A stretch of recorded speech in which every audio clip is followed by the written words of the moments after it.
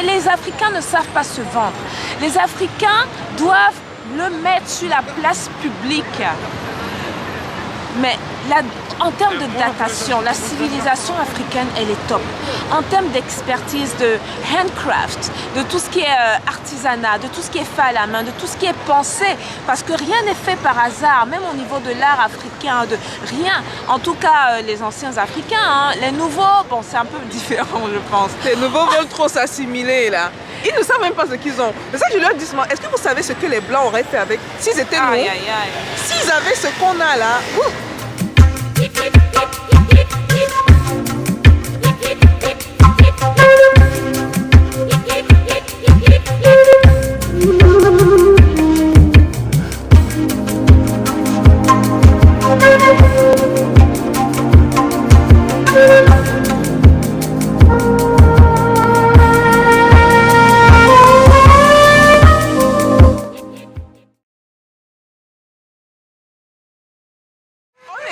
supposé prendre des vidéos. Mais quand je suis avec celle-ci là, vous voyez, c'est dans la famille, donc on a pris quand même des trucs assez discrets que vous allez voir. Et donc, Carole, qu'est-ce que tu as pensé de la visite, de leurs produits Leurs produits et tout. Bon, déjà c'est vrai que quand tu vas dans tout ce qui est luxe et tout, hein, tout ce qui est caméra interdit forcément, mais il y a une manière de faire, une manière de demander les choses, une manière d'aborder le sujet. Et il y a des codes en fait, il y a des codes dans cette industrie-là qu'il faut connaître. Et une fois qu'on les connaît, bon, on a des petits laissés-passer, quoi. Donc du coup, effectivement, on a pu faire des petites vidéos, des petits b-rolls, des petits On n'était pas supposé, hein. Voilà, et c'est juste des codes qu'il faut savoir et connaître, et puis voilà. Déjà, Guerlain, c'est quoi? Mais parce que moi, je ne savais même pas c'est quoi Guerlain. Ne soyez pas choqués, hein. Vous savez comme l'argent, je sais pas c'est quoi. C'est quoi Guerlain? Madame du luxe l'a dit, nous tout. Guerlain, c'est quoi? Guerlain, c'est juste une maison, une grande maison. Ils font dans de la parfumerie, principalement. Et également, forcément, ils se sont un peu étendus dans tout ce qui est soins pour la peau et tout.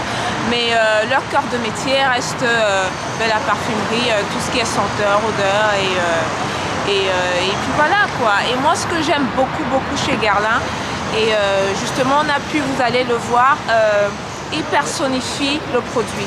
Et c'est l'un des critères en fait d'un produit dit luxueux ou qui rentre dans la gamme luxe. C'est le fait que le client se sente justement exclusif. Le fait qu'on se dise oh là là, cette boîte de parfum elle est unique, elle était faite que pour moi finalement. Le packaging, hyper important, mais hyper important, les finitions. Le parfum, c'est pas juste quelque chose que tu mets sur toi et tu sors juste pour sentir bon. Non, c'est beaucoup plus que ça. Il y a toute une histoire derrière. Il y a un héritage, on en a parlé tout à l'heure. Il y a des émotions qu'un parfum véhicule. Il y a le sentiment que tu laisses derrière toi une fois que tu as rencontré les gens. Quand tu portes ce parfum-là, c'est hyper important. Les gens, ils peuvent se souvenir de toi comme ils peuvent t'oublier, mais c'est mieux quand ils se rappellent de qui tu es, hein, n'est-ce pas?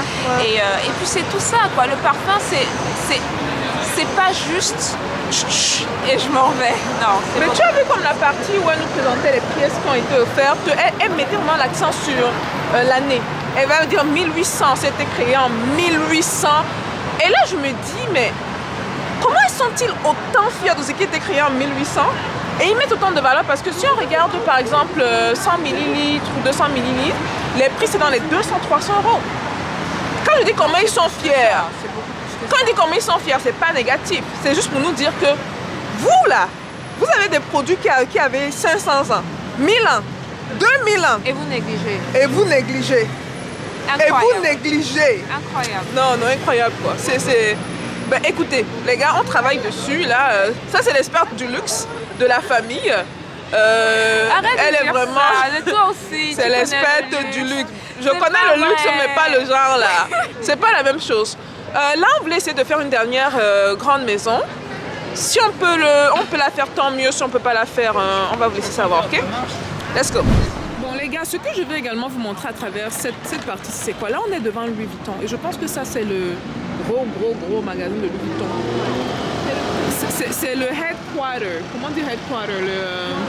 C'est le siège même de Louis Vuitton. À côté, il y a Dior. est marqué le nombre de personnes qui font la ligne. La queue. Donc voilà l'entrée. Merci Carole de me corriger. Et donc voilà, regardez, la queue. Le nombre de personnes qui vont rentrer se déchirer pour dépenser des milliers d'euros pour payer un sac Louis Vuitton. Les gars, observez. Mais je veux surtout qu'on soit inspiré par ça. Et comprendre comment le marketing a été fait à la base par ces gens-là. On vous parle de la vente du luxe. Tu sais, Louis Vuitton a été établi quand, tu sais? C'est juste dans les années 1800, En fait, non, Louis Vuitton, c'est une longue histoire. Hein. C'est des gens qui étaient très... des gens du peuple avant. Mais ça a été élevé à la gamme luxe par un businessman français. Et je sais que tu ne veux pas faire sa promotion, donc je vais faire son nom ici. Okay. Voilà, mais c'est quelqu'un qui a commencé de façon très humble et ensuite il a été racheté et progressivement... ben là, c'est le Fouquet. Ouais, le Fouquet où un de mes abonnés voulait m'inviter. Là, je lui ai dit que mais franchement, tu es sûr que tu suis cette chaîne pour une raison. Donc, du coup, on allait dans un très bon restaurant africain. Bon, enfin, on va aller dans un très bon restaurant africain.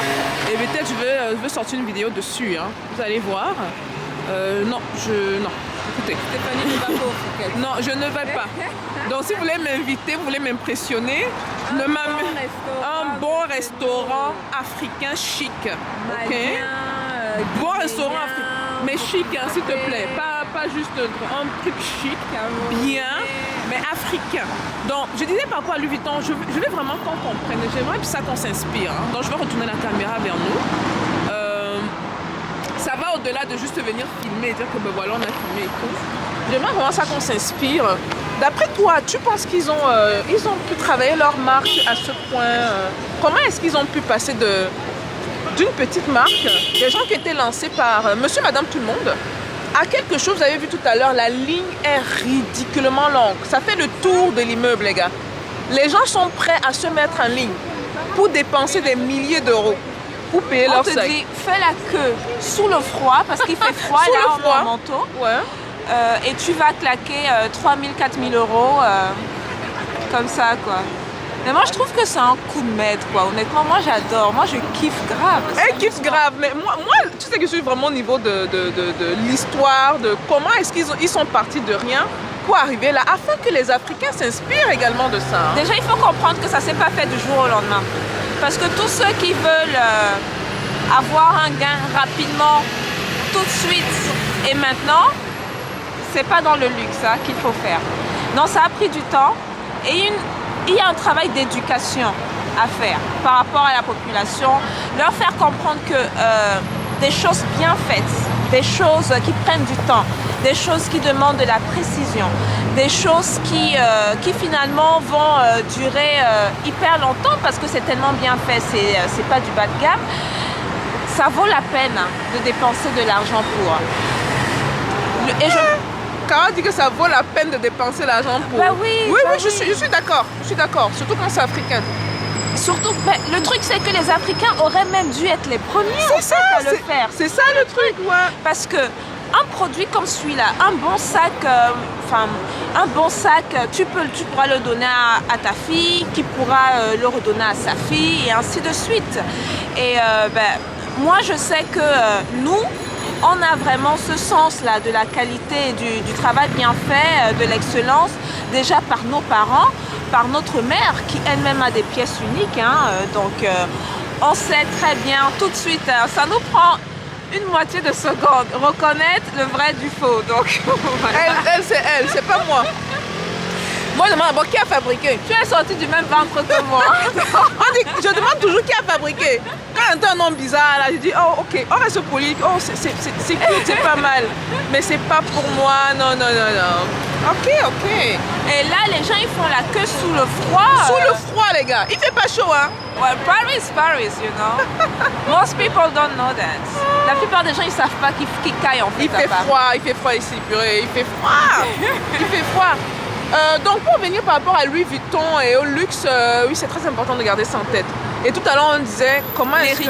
L'héritage. Et ils ont commencé, ça fait plusieurs siècles en fait, tu vois, ça fait très longtemps. Mais c'est ça qui me dérange, Carole. Ils reviennent toujours dessus parce que c'est hyper important. Mais les Africains ne savent pas se vendre. Les Africains doivent le mettre sur la place publique. Mais en termes de datation, la civilisation africaine, elle est top. En termes d'expertise, de handcraft, de tout ce qui est artisanat, de tout ce qui est fait à la main, de tout ce qui est pensé, parce que rien n'est fait par hasard, même au niveau de l'art africain, de rien. En tout cas, les anciens Africains, hein. Les nouveaux, bon, c'est un peu différent, je pense. Les nouveaux veulent trop s'assimiler, là. Ils ne savent même pas ce qu'ils ont. C'est ça que je leur dis, est-ce que vous savez ce que les Blancs auraient fait avec, s'ils étaient nous? S'ils avaient ce qu'on a là, déjà, ils viennent déjà prendre. Le peu qu'ils viennent prendre, regardez ce qu'ils font de grand avec. Vous êtes originaire. Ah, purée. Mais moi, tu peux savoir, moi, ce qui me choque. C'est quoi? Moi, ce qui me choque, c'est de voir des Occidentaux acheter des pièces d'art, notamment africains, à des prix faramineux. Et c'est à ce moment-là que les Africains se disent « Oh, ah oui, donc ça valait ça. » Allez, le petit morceau de bois là, ça vaut 500 000. Ça vaut 500 000 $. Ils ne font pas la valeur. Ils ne comprennent pas. C'est l'héritage, les gars. C'est l'histoire. C'est de l'héritage, c'est de l'émotion. Alors vous imaginez. Mais il y a toute une histoire, like a storytelling. Behind every piece, there's a storytelling. Comment on peut dire en français? Il y a toute une histoire en fait. C'est des émotions. Alors vous imaginez le mec qui prend son petit coutelas et qui taille patiemment. Quelquefois il a juste une idée un peu vague en tête. Il ne sait pas trop où il va arriver. Il se laisse porter par l'intuition, par l'inspiration. Vous savez, par ses ancêtres en fait. Il se laisse porter. Et ce qui sort de là est juste absolument magnifique. Et ce sont ces émotions-là que l'on retrouve dans la pièce. Ce sont la pièce là, enfin, le produit fini. Et c'est ce que les gens ils achètent. Parce qu'on n'achète pas juste du matériel. Et c'est pourquoi, tout à l'heure, je te disais, le luxe, c'est d'abord une émotion. Ça part de là. Et une fois qu'on a compris ça, on a tout compris en réalité. Bon, écoutez les gars, je suis pas sûre qu'on va faire Louis Vuitton là. Je voulais qu'on le fasse, mais est-ce qu'on a le temps? Il y a trop de monde et en fait j'ai une copine qui bosse et là non, j'ai même pas. Bref, il y a trop de monde, et puis bon, écoutez, faire la queue.